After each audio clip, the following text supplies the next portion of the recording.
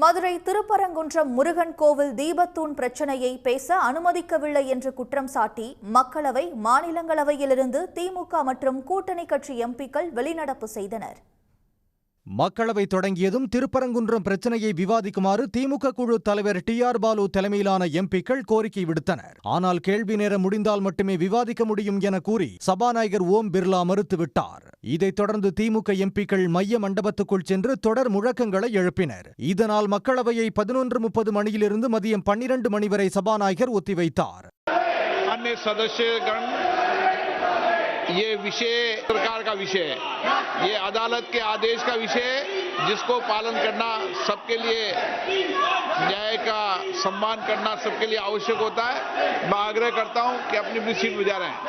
सभा की कार्रवाई आज 12 बजे तक के लिए स्थगित की जाती है. மக்களவை மீண்டும் கூடிய போது திருப்பரங்குன்றம் பிரச்சனையை எழுப்பிய டி.ஆர். பாலு மலையில் கார்த்திகை தீபம் ஏற்றுவது குறித்து 1996 மற்றும் 2017ஆம் ஆண்டு நீதிபதிகள் அளித்த தீர்ப்பை சுட்டிக்காட்டினார். ஆனால் அதற்கு எதிராக திட்டமிட்டே மத மோதலை உருவாக்க முயற்சி நடப்பதாக அவர் குற்றம் சாட்டினார். மதுரை உயர்நீதிமன்ற கிளை நீதிபதி தொடர்பாக டி.ஆர். பாலு கூறிய கருத்துக்கு நாடாளுமன்ற விவகாரத்துறை அமைச்சர் கிரண் ரிஜிஜு கடும் எதிர்ப்பு தெரிவித்தார்.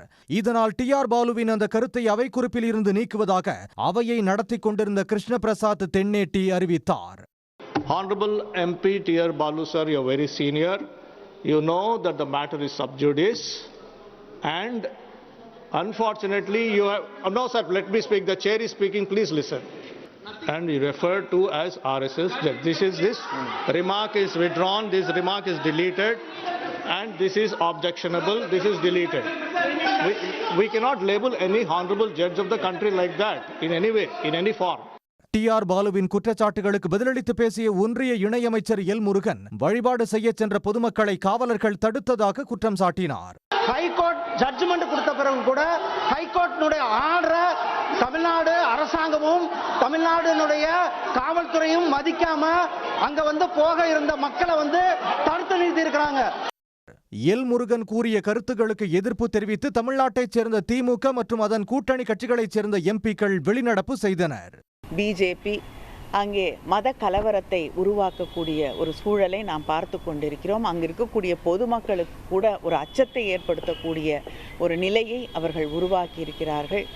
நாம் கண்கூடாக அங்கே பார்க்கக்கூடிய சூழல் எப்படி இருக்கிறது என்றால், அங்கு சோஷியல் மீடியாவாக இருக்கட்டும், அங்கே இருக்கக்கூடிய பிஜேபியை சேர்ந்தவர்கள் எல்லோரும் இது இன்னொரு அயோத்தியாவாக மாற்றிவிட வேண்டும் என்று அவர்கள் முயற்சி செய்து கொண்டிருப்பது தெள்ளத் தெளிவாக தெரிகிறது. திருப்பரங்குன்றம் பிரச்சனை குறித்து பேச மக்களவையிலும் மாநிலங்களவையிலும் ஒத்திவைப்பு தீர்மானம் கொண்டுவர நோட்டீஸ் அளித்த போதும் அதை ஏற்காததால் மாநிலங்களவையில் இருந்தும் திமுக எம்பிக்கள் வெளிநடப்பு செய்தனர். தங்கள் பிரச்சனையை இரு அவை தலைவர்களும் காது கொடுத்தே கேட்பதில்லை என்று திருச்சி சிவா குற்றம் சாட்டினார். ஆக எங்கள் மாநிலத்தை பொறுத்தவரை இஸ்லாமியர்கள், இந்துக்கள், கிறிஸ்தவர்கள் என்று எந்த பேதமும் இல்லாமல் எல்லோரும் ஒற்றுமையாக வாழ்கிற அந்த மாநிலத்தில் தேவையில்லாமல் ஒரு பிரச்சனையை கிளப்பி அதன் மூலமாக அரசியல் ஆதாயம் தேட பாரதிய ஜனதா முயல்கிற போது அதை தடுக்க வேண்டிய, இந்த மாநிலத்தினுடைய ஒற்றுமையும் அமைதியையும் நிலைநாட்ட வேண்டிய பொறுப்பு தமிழ்நாட்டினுடைய முதலமைச்சர் தளபதி மு.க. ஸ்டாலின் அவர்களுக்கு இருக்கிறது. பொறுப்புணர்ச்சியோடு அதை நிறைவேற்றி கொண்டிருக்கிறார். நாடாளுமன்றம் கூட்டத்தொடர் நடைபெறுகிற போது இது மாதிரி பிரச்சனைகளை பேசுவதற்கு தான் நாடாளுமன்றம். ஆனால் அவைத்தலைவர் பேச அனுமதிக்கவில்லை, எங்கள் குரலை கேட்கவில்லை. திருப்பரங்குன்றம் விவகாரத்தில் அரசியல் ஆதாயம் தேட பாஜக முயற்சி செய்வதாக திருச்சி சிவா குற்றம் சாட்டினார். திமுக எம்பிக்களுக்கு ஆதரவாக காங்கிரஸ், சமாஜ்வாதி, ராஷ்டிரிய ஜனதா தளம், இடதுசாரிகள், சரத்பவார் தேசியவாத காங்கிரஸ், ஆம் ஆத்மி கட்சி எம்பிக்களும் வெளிநடப்பு செய்தனர். உடனுக்குடன் செய்திகளை தெரிந்து கொள்ள சன் நியூஸ் பெல் ஐகானை கிளிக் பண்ணுங்க.